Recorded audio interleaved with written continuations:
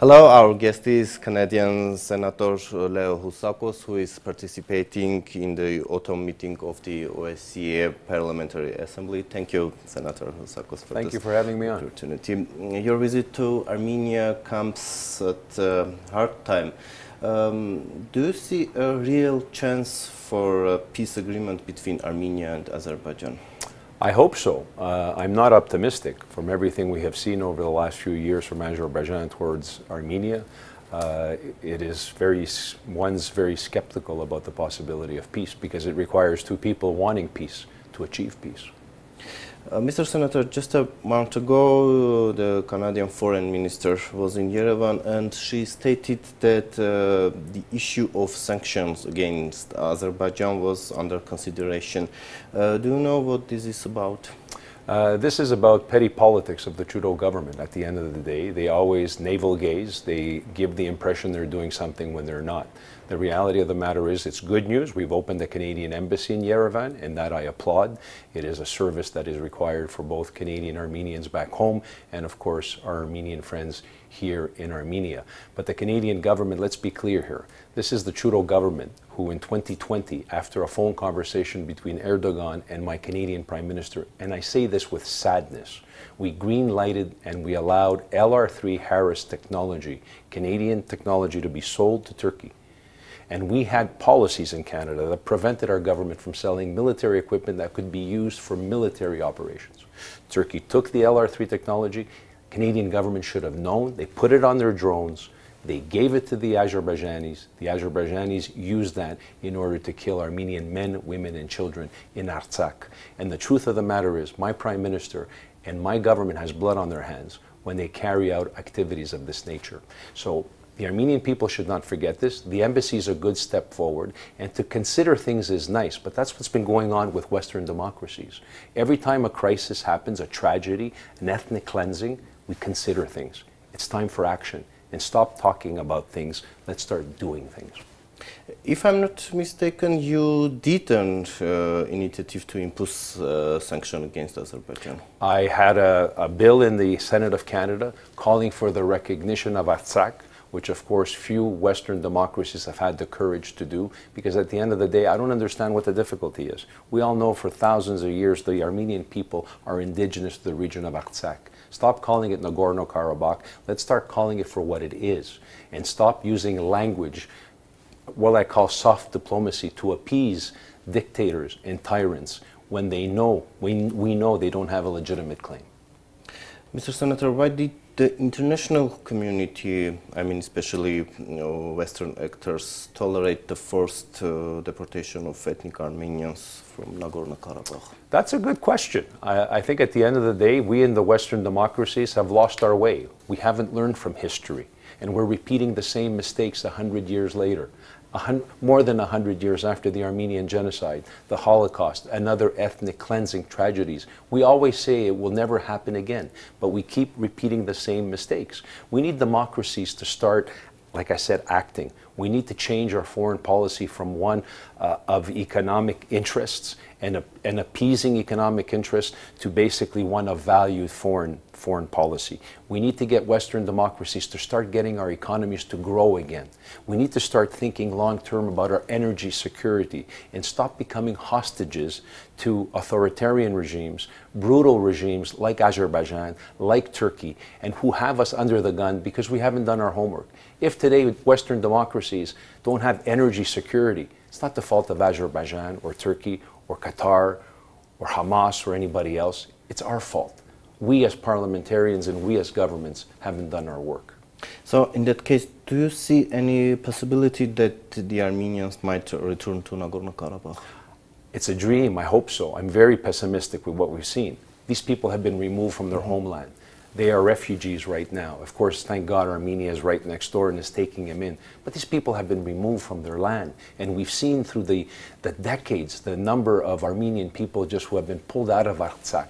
I take offense when we call it Nagorno-Karabakh. It's Artsakh. It's their land. It's Armenian people's land. So will they return one day? I don't know. We see the conflicts that are going on around the world. And democracy is in decline, my friend. We look at what's going on in the Far East. We look at what's going on in the Middle East, in Ukraine, in, of course, Artsakh. I've never seen democracy in the last 100 years in such a precarious situation as we are today. And we in the Western democracies have to act. We're at an urgent time and place in history.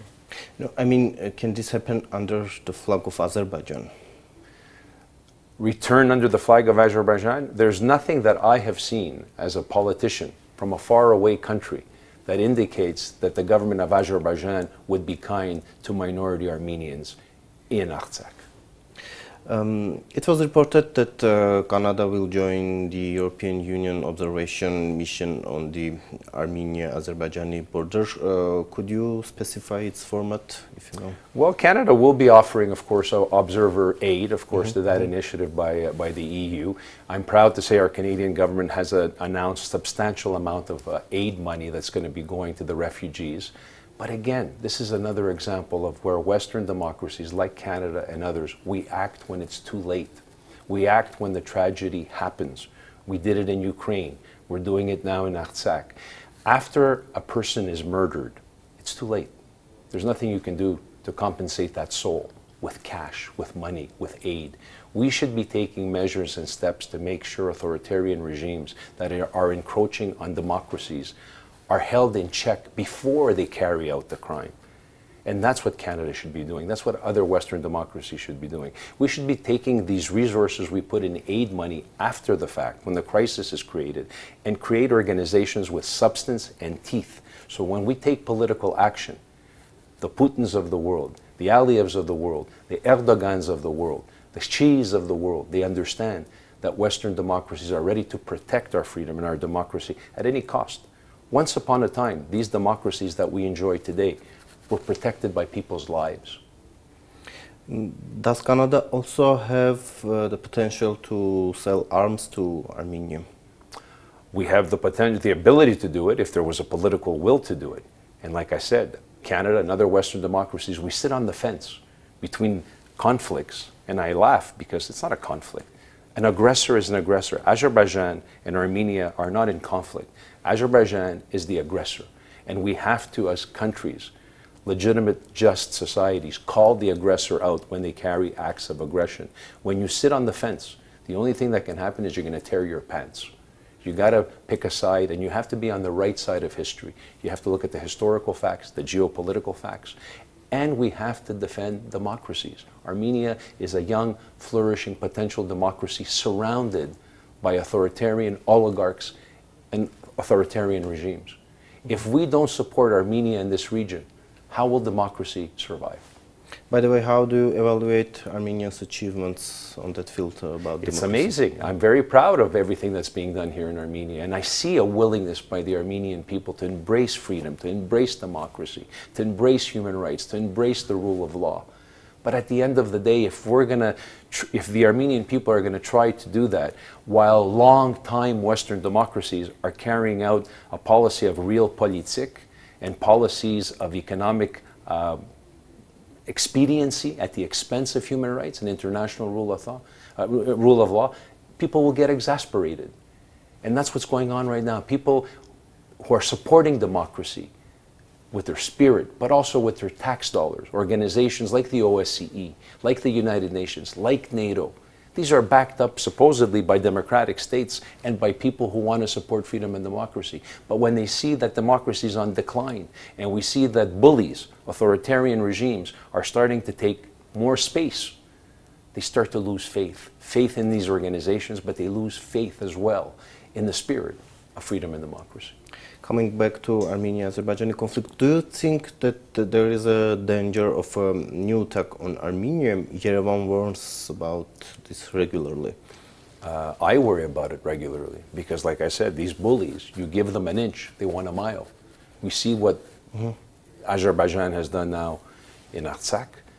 Of course, if you listen to the rhetoric coming from Baku, the rhetoric coming from Erdogan, they have an objective, and the objective has been now for centuries to eradicate the Armenian people. Just like Hamas in Israel, their objective is to eradicate the Jewish people. So when we stand by as democracies, as politicians, as world leaders, and we allow this rhetoric to happen, imagine, this is not happening only in Azerbaijan and Baku, it's happening by a NATO ally who is blackmailing NATO allies, and we're tolerating it. If we don't start saying, no, it's enough, what will they do? They will continue to ask for more miles and more miles. And yes, I'm very worried about the integrity and the territorial integrity of Armenia, as we all should be. And now we should take steps before another major crisis of this proportion happens. We have to take steps now to send the message that we draw the line in the sand. This is enough. Mr. Senator, Canada has opened an embassy in Yerevan, as you mentioned. However, it's still difficult for Armenians to obtain a visa to visit your country. Is there any possibility of a simplified visa procedure? That will be a decision of the government. I hope that when we have a new conservative government in place in a few years, because like I said, as a senator, I'm not very proud of some of the things that the Trudeau government has done. The embassy is a good thing, but like you said, unless we have freer visas, we have freer access, people-to-people contacts, trade, business contacts. This is just one way to send a message to Azerbaijan that we are going to be standing by Armenia, not in just talk, but in action. So yes, we have to do these things. Second of all, we also have to put into place targeted sanctions against Azerbaijan.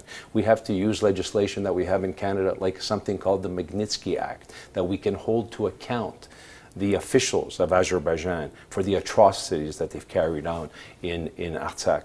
So these are things that there has to be a political willingness from a country like Canada to stop playing soft diplomacy, to stop trying to say that, you know, this is a conflict between two legitimate countries and states. No, one's illegitimate. One's an authoritarian regime that doesn't respect the rule of law, and they're aggressive beyond acceptance.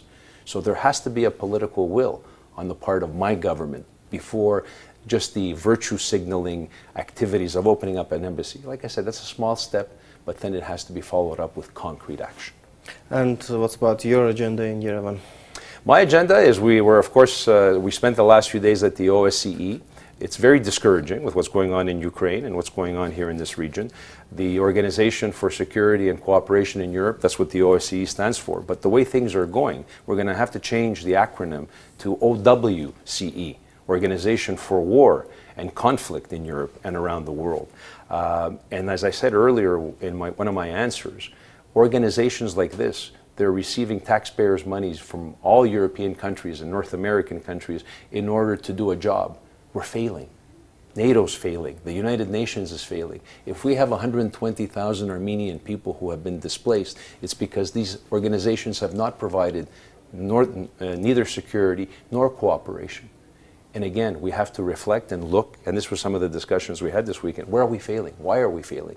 And I believe we're failing because it's not enough to just have nice words and platitudes. We need actions, sanctions, alignment of like-minded democracies to work together. And again, not just at diplomatic forums, militarily, economically, sanctions. These are the only things that authoritarian regimes and regimes that want to become empire builders understand. Thank you once again. Thank you, sir. And let me remind that our guest was Canadian Senator Leo Housakos.